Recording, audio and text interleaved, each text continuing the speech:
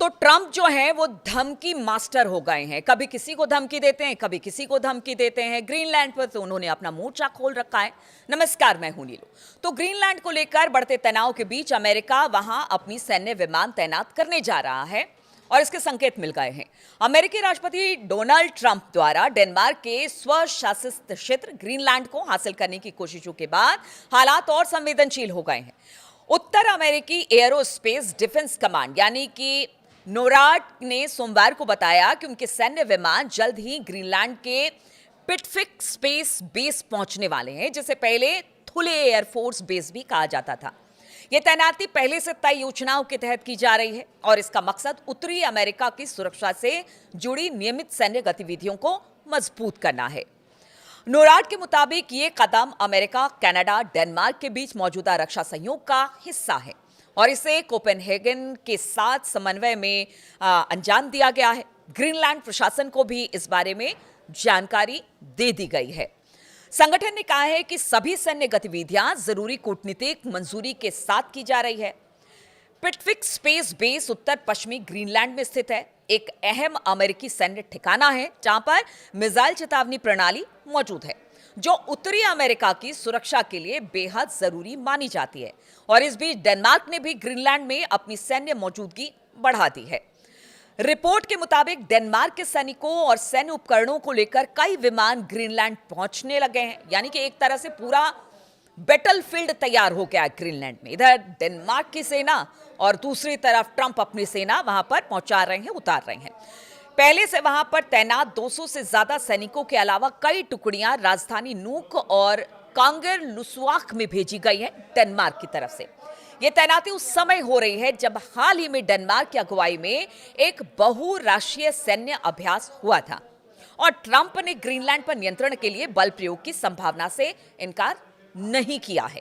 Trump का कहना है कि रूस और चीन से जुड़े रणनीतिक खतरों के कारण ग्रीनलैंड अमेरिका की सुरक्षा के लिए बेहद अहम है। यानी उनका कहना है कि डेनमार्क रूस और चीन को नहीं रोक सकता है, मैं उसे रोक दूंगा, इसीलिए मैं अपनी सेना वहां पर भेज रहा हूं।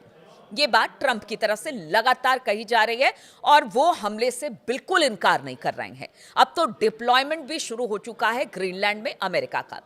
रोजाना डेनमार्क में जिस तरह की गतिविधियां हो रही हैं और ट्रंप की ओर से धमकियां मिल रही है, उसे लेकर डेनिश विदेश मंत्री ने कहा कि हम रोजाना नई धमकी के साथ अपनी आंख खोलते हैं। यानी आंख खुली और ट्रंप की एक नई धमकी ग्रीनलैंड को लेकर। वहीं अगर जर्मनी की बात की जाए तो उसे लेकर एक बार फिर यूरोपीय देशों से थोड़ा सा अलग रुख जर्मनी का दिखता है। वो कहते हैं कि ग्रीनलैंड को लेकर अमेरिका की आशंकाएं गलत नहीं है। यानी उनका भी मानना है कि अगर सही तरीके से ग्रीनलैंड को डेनमार्क नहीं हैंडल कर पाता है तो फिर रूस और चीन का कब्जा हो जाएगा ग्रीनलैंड पर। तो वो उस आशंका को भी गलत नहीं मानते जो ट्रंप बता रहे हैं और समझाने की कोशिश कर रहे हैं। ये जर्मनी का कहना है। ग्रीनलैंड पर चल रहे विवाद के बीच अब चीन के विदेश मंत्रालय का बयान आया है। पहली बार इस पर चीन के विदेश मंत्रालय ने सीधे सीधे अमेरिका को कहा कि वो ग्रीनलैंड के मामले में उसका नाम लेना बंद करे। विदेश मंत्रालय के प्रवक्ता ने कहा कि हम संयुक्त राज्य अमेरिका से आग्रह करते हैं कि वो तथाकथित चीन खतरे का बहाना बनाकर अपने स्वार्थी हितों को आगे बढ़ाना बंद करे। चीन की ओर से यह बयान तब आया है जब डोनाल्ड ट्रंप ने कुछ ही घंटों पहले नाटो को रूस चीन की ओर से ग्रीनलैंड में कब्जे का खतरा याद दिलाया था। अब देखिए, चीन ने तो अपना बयान दे दिया कि बार बार हमारा नाम ना ले, करनी आपकी है और नाम हमारा आप इस्तेमाल कर रहे हैं। ऐसा ही कुछ कथन रूस की तरफ से, यानी रूस का भी इस तरह का बयान है। रूस ने भी इस पर अपनी प्रतिक्रिया दी है। रूस ने अमेरिकी राष्ट्रपति डोनाल्ड ट्रंप द्वारा ग्रीनलैंड को लेकर विरोध करने वाले यूरोपीय देशों पर 10% टैरिफ लगाने की धमकी के बाद रूस ने खुले तौर पर यूरोप पर तंज कसा है, यानी मजाक उड़ाया है।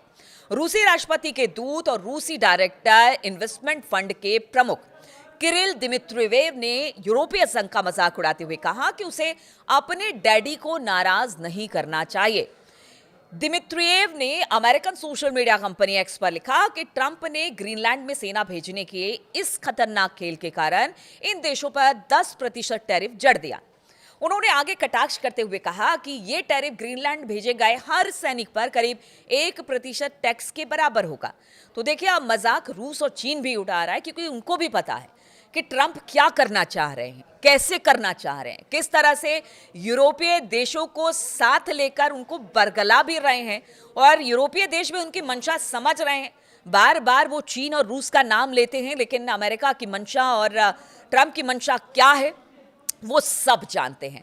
अब इस बीच ये बयान आ गया है, ट्रंप आगे क्या करेंगे ग्रीनलैंड को लेकर, क्योंकि उन्होंने तो साफ संकेत दे दिया है कि अब और नहीं, हम डेनमार्क से भी दो दो हाथ कर लेंगे, नाटो से भी दो दो हाथ कर लेंगे, हम यूरोपीय देशों को भी। लेकिन अब देखना होगा यूरोपीय देश इसे लेकर क्या सोचती है, क्योंकि अगर कोई ट्रंप को रोक सकता है तो वो यूरोपियन कंट्रीज ही हैं, जिनमें तमाम देश शामिल हैं जो लगातार ट्रंप का विरोध कर रहे हैं। और उसी ट्रंप के विरोध की वजह से उन्हें 10% का टैरिफ, और आगे चलकर ट्रंप कह रहे हैं कि अगर वो बात नहीं मानते हैं तो 25% का टैरिफ लगा दिया जाएगा। अब देखना होगा कैसे ये जो ग्रीनलैंड का विवाद है वो सुलझेगा। क्या वाकई ट्रंप यहां पर हमला करेंगे या सिर्फ वहां पर फोर्स भेजकर जो रूस और चीन की बात को लेकर आशंका ट्रंप जता रहे हैं उसको लेकर किसी और तरह से बातचीत बनेगी, यूरोपीय कंट्रीज के साथ क्या बातचीत होगी, नए जो नाटो फोर्सेस है वहां पर तैनात है उनके साथ क्या किसी तरह का टकराव वहां पर देखने को मिलेगा ग्रीनलैंड पर। ये सब कुछ देखने वाली बात है और फिर इससे तय होगा कि आखिर ग्रीनलैंड का भविष्य क्या कहता है।